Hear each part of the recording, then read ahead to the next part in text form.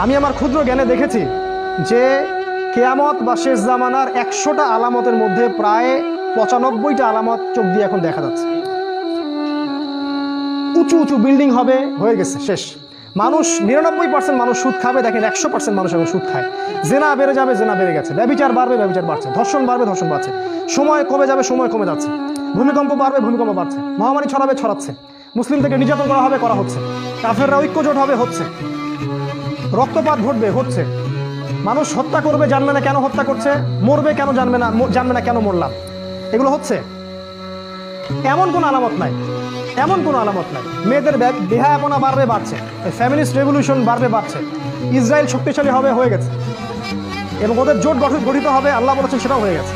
আর আমি আমার ক্ষুদ্র জ্ঞানে বলছি যে এমন কোনো আলামত আমি দেখছি না যেটা প্রায় এই 95টা আলামত 100টার মধ্যে এখন পাওয়া যায়। কয়েকটা পাওয়া যায় না, সেটা সামনে আসবে।